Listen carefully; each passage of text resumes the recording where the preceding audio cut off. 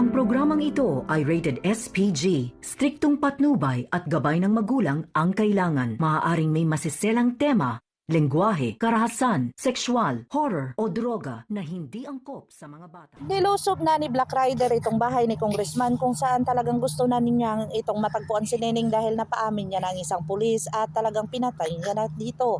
Dito na nga napagkaalaman na nasa bahay ni Congressman itong si Neneng at talagang porsigido ito na pumunta doon sa basement kung saan nilagay itong batang si Neneng. Dito na nga ay talagang nagulat si Congressman at saka si Dante sa lahat ng mga putok at galing sa labas. Dito na lumabas si Dante at talagang tiningnan niya at nakapasok na talaga itong si Black Rider kaya kinuha niya na ang kanyang bagong baril para ito gamitin para sa kay Black Rider.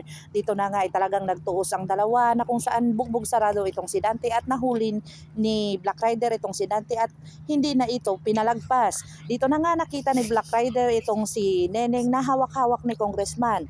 Dito na nga ay talagang hinawakan niya sa liig kung saan walang magawa itong si Black Rider kundi ito ay ibaba ang kanyang baril, baka anong gagawin ni Congressman dito sa kay Neneng. Pero tinulungan siya ni Senyor Caporte at talagang porsigido ito na mailigtas itong si Neneng kung saan talagang naghanap ito ng kakampi at nagpatawag ng resback. Dito na nalaman nila ni Vanessa kung nasaan at ano ang nangyari dito kay Neneng. Dito na pinuntahan ng mga resbacker itong si Congressman Sevilla kung saan talagang porsigido ito na makuha ang hustisya. Dito na nga ay talagang napatay nila itong si Congressman Sevilla at huli na ang buhay nito na kung saan talagang matatapos na ang mga kasamaan nito dahil sa marami na siyang mga babaeng na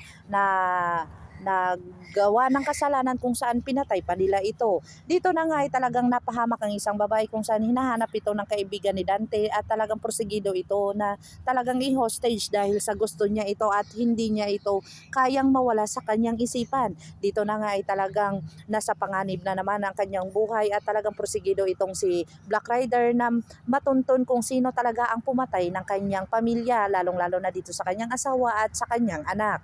Dito na ay pinaamin niya si Dante kung saan talagang pinaghahanap itong si Black Rider ng kaibigan ni Dante. Dito na nga kaya matuntun ng kaibigan ni Dante kung saan magtutuos na si Black Rider at itong si yung kasamahan ni Dante na talagang kumitil ng buhay ng kanyang anak at saka kanyang asawa.